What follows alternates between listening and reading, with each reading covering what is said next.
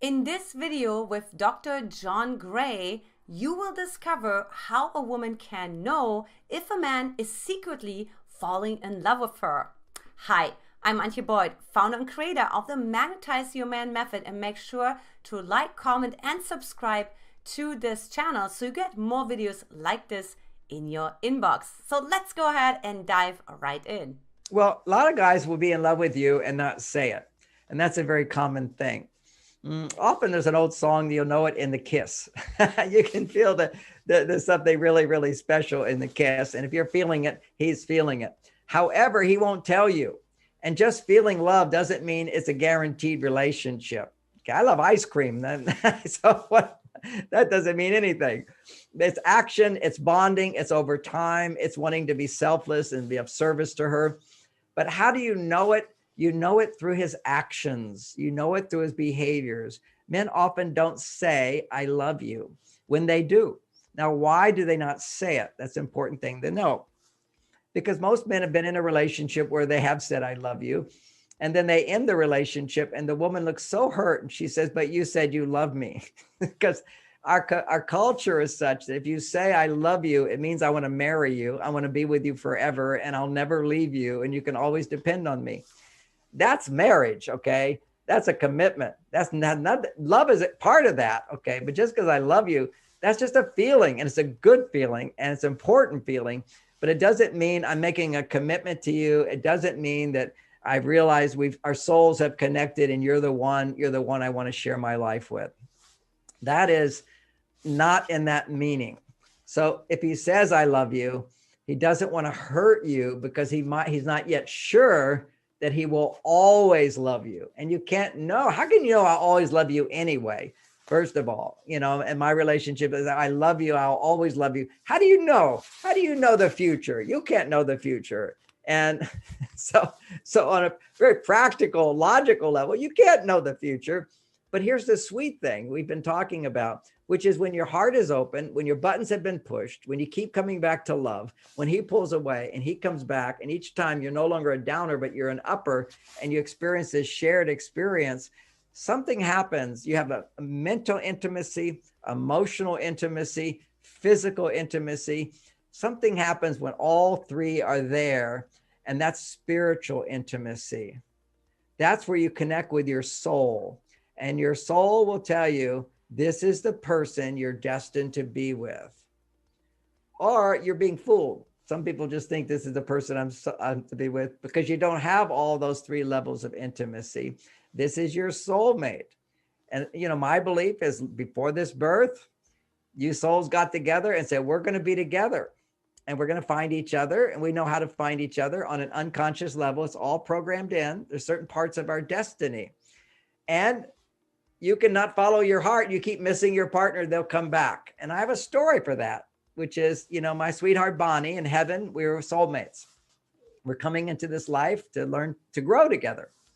And that's what I think a soulmate is. It's somebody who has the potential to push all your buttons, but also you have the potential with them to work through your stuff and come back to more love, coming back to more love. Why? Because all your buttons have to do with this person is expressing through their as a man, through her femininity, the parts of me that I want to integrate into my masculinity. And for her, it's learning to embrace the masculine side of her, which is expressed to this guy, to trust it.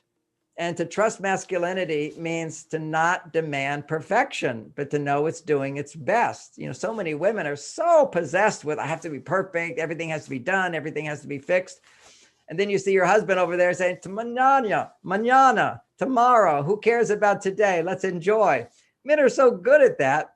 And a woman has to find her masculine side, okay? Embrace that masculine side that says, hey, I don't have to do it all. I can do a lot. I don't have to do it all. I don't have to do it perfectly. So that's loving a man. He will give you all the buttons, push all the buttons inside of you. To love him is to love a part of you that wants to relax, that doesn't want to do it all, that doesn't want to be perfect.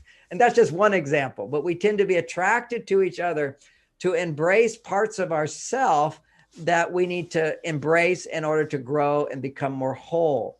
So my little story with Bonnie Now, Bonnie passed 2 years ago, so I'm talking in past. She's the love of my life, my soulmate for 40 years. I first took care of her and I didn't even know who she was. She was married. I was the assistant to Maharishi of the Transcendental Meditation Movement. She was on one of our teacher training programs, discovered she was pregnant. So the Maharishi said, make sure she gets everything she needs. So I took responsibility of her. I never met her. I got her cottage cheese. She wanted foods. I got her foods. I got a comfortable chair for her, but I never met this lady. Then after I stopped being a monk, I came out into the world. I had all this, I was this roving Casanova guy. I saw her and we discovered, oh, you're the woman I took care of. Well, she was divorced. The little baby that she was pregnant with was in her life now, plus another little baby. So she had 2 little children and we met, we made love. It was like magic. We felt like soulmates, but I wasn't ready yet. I was still Casanova. I was making love with lots of women. And so she said, John, I wanted to marry her because I kept being with other women. I came back to her and I tried to get rid of the other women. Some women just wouldn't go away. But anyway, I wasn't yet ready. And she said to me, I said, look, I'm not going to see any other women. I'm just going to be with you. I love you. You're the one. She said, John, I don't think you're ready. And so we broke up. This was my soulmate. We broke up. I ended up marrying one of these women who just kept coming back to me again and again and again. And I was fooled by that. You know, this other woman, my first wife, Barbara, I married her, not Bonnie. I married Barbara. And Barbara had money. She'd be my assistant. She'd help me get my career together. She was doing all these things for me. What's to say no to? It was great. I was in role reversal. I was depending on her rather than like Bonnie. Bonnie wanted a husband to take care of her and be there for her with little children. She needed support. And I'm all playing around. She said, you're not ready. So I got married to Barbara. We were in complete role reversal. She was like the workaholic and I just want to enjoy, but she was helping me. She helped me. That was great. I'm always grateful to that. But she lost attraction to me, fell in love with another guy. That was devastating to me because we were teaching a workshop on relationships. How could I teach a relationship workshop if I'm getting a divorce? And it was my livelihood. So it was a bang, bang, both my male side, couldn't make money, female side, I've just been rejected, devastating, brought up unresolved issues from childhood, took 9 months to heal all that, opened my heart, very happy at that point. I happened to call Bonnie and I heard the bells in heaven.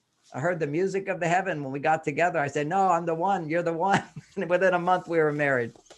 And then we practicing birth control. We got a baby. That baby's been waiting a long time to come through us. So you never know. It's like destiny is a real thing, but we have to be ready for it. And I just wasn't ready at those 2 other times. One time I was a monk and she was married. Another time I just wasn't mature enough to be ready for a committed relationship. And I really wasn't, you know, I needed to sort of make money, have a job, be successful. Then I could come and I feel like I have something of value to give her. And a lot of men don't commit because they never feel I have something of value for you. Part of that could be they don't. They're the wrong guy. They don't have a job. They don't have a sense of self-sufficiency. They can't be happy without you. They're too needy. That's the wrong guy. The right guy wants to make you happy.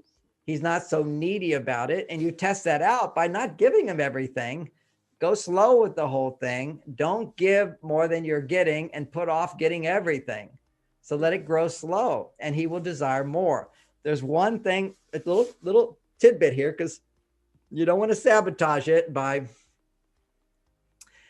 saying no to sex with him, because sex is this big deal with men and men think, oh, everybody's getting laid and whatever.